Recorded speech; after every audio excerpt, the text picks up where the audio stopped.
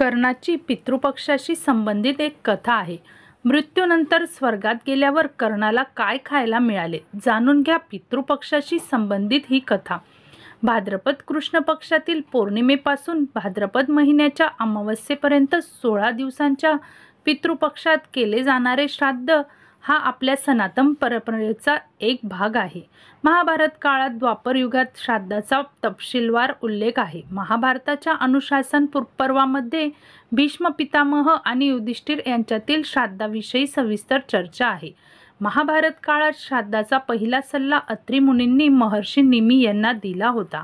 हे ऐकून निमी ऋषींनी आपल्या मुलाचे श्राद्ध केले। याविषयी महाभारताच्या युद्धानंतर श्रीकृष्णाच्या सांगण्यावरून पांडवांना त्यांच्या मृत नातेवाईकांचे श्राद्ध सोमवती अमावस्येच्या दिवशी करायचे होते, जेणेकरून त्यांना मोक्ष मिळावा। पण त्यांच्या हयातीत सोमवती अमावस्या कधी आली नाही। यामुळे संतापलेल्या युधिष्ठिराने सोमवती अमावस्येला शाप दिला की यापुढे सोमवती अमावस्या वर्षातून एकदाच येईल। इतकेच नाही तर याआधी त्रेतायुगात सीतेने दशरथाला पिंडदान दिल्याची कथाही प्रसिद्ध आहे।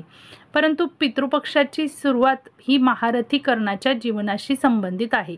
असे मानले जाते की कर्णाच्या मृत्यूनंतर जेव्हा त्याचा आत्मा स्वर्गात पोहोचला तेव्हा त्याला खाण्यासाठी सोने आणि दागिने देण्यात आले। कर्णाला अन्नाऐवजी सोने का दिले जात आहे हे समजले नाही।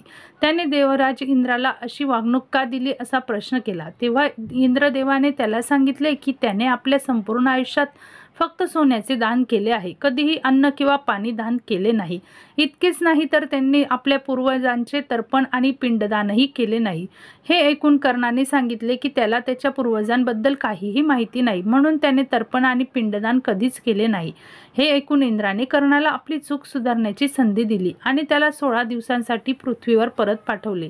पृथ्वीवर आल्यावर कर्णाने भक्तिभावाने आपल्या पितरांचे श्राद्ध केले आणि अन्न, पाणी आणि वस्त्र दान केले। असे केल्यावरच कर्णाला मुक्ती मिळेल आणि समाधान मिळाले। पितरांना मोक्ष आणि समाधान दोन्ही मिळावे म्हणून हे 16 दिवस पृथ्वीवर पितृपक्ष म्हणून साजरे केले जाऊ लागले असे मानले जाते। श्राद्ध केल्याने मोक्ष प्राप्ती होते तर पिंडदान व तर्पण केल्याने समाधान मिळते। असे मानले जाते की वडिलोपार्जित सर्व वैभवानंतरही पाण्याची कमतरता भासते, त्यामुळे पितर तहानलेले राहतात।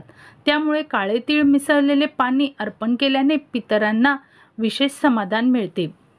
तर ह्या पितृपक्षामध्ये प्रत्येकाने श्रद्धेने आपले पितरांचे श्राद्ध करायचे आहे, तर्पण विधी करायचा आहे आणि तुमच्याकडून जेवढे होईल तेवढे दानधर्म तुम्ही करायचे आहे।